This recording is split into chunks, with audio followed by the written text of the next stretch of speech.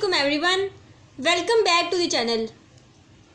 क्या आपने कभी ये महसूस किया है कि आप दिन रात मेहनत कर रहे हैं, दुआएं भी मांग रहे हैं, हराम से भी बचते हैं, लेकिन फिर भी रिस्क में तंगी है। लगता है जैसे कोई दरवाज़ा बंद है जो खुलने का नाम नहीं ले रहा। आज की वीडियो में हम बात करेंगे 3 ऐसे माल की जिनके बारे में कुरान और हदीस में वाज़िह तौर पर बताया गया है कि वो रिस्क के दरवाज़े खोलते हैं और ज़िंदगी में बरकत लाते हैं।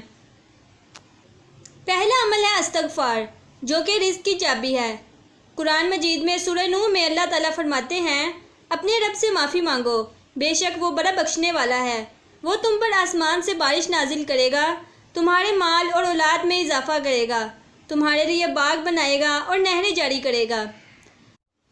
यानी सिर्फ इस्तग़फ़ार करना रिस्क, औलाद, बारिश और ज़िंदगी की आसानियों का ज़रिया बन सकता है। रोज़ाना 100 मरतबा अस्तग़फ़िरुल्लाह पढ़ने की आदत बनाएं, दिल से, खलूस से, गुनाहों पर नदामत के साथ। दूसरा अमल है सदका। नबी करीम सल्लल्लाहु अलैहि वसल्लम ने फरमाया, सदका देने से माल कम नहीं होता। दुनियावी हिसाब से शायद ये बात अजीब लगती है, लेकिन अल्लाह के निज़ाम में ये बरकत का दरवाज़ा है। सदका सिर्फ दौलत ही नहीं, बीमारी, परेशानी, नज़र बद और रूहानी रुकावटों को भी ख़त्म करता है। रोज़ाना या कम अज़ कम जुमा के दिन कुछ ना कुछ सदका ज़रूर निकालें, ख्वाह वो चंद रुपए ही क्यों ना हों। तीसरा अमल है सुलह रहमी, रिश्ते जोड़े रखना।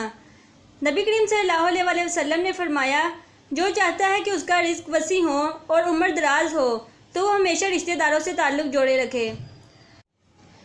आज के दौर में नाराज़गी, कज़ा ताल्लुकी और खुदगर्जी बहुत आम हो गई है, लेकिन हम नहीं जानते कि शायद किसी रिश्तेदार से नाराज़गी की वजह से हमारा रिस्क रुक गया हो। माँ, बहन, खाला, चचा जिनसे अरसे से बात नहीं हुई, आज एक कॉल करें। रिश्ता जोड़ना अल्लाह के यहाँ इतना महबूब अमल है कि इससे तकदीर बदल जाती है। आज ही किसी नाराज़ रिश्तेदार से खलूस दिल के साथ बात करें, बगैर किसी मकसद के, सिर्फ अल्लाह के लिए। रिस्क सिर्फ पैसा नहीं होता, सुकून, सेहत, नेक औलाद, ये सब अल्लाह का रिस्क है।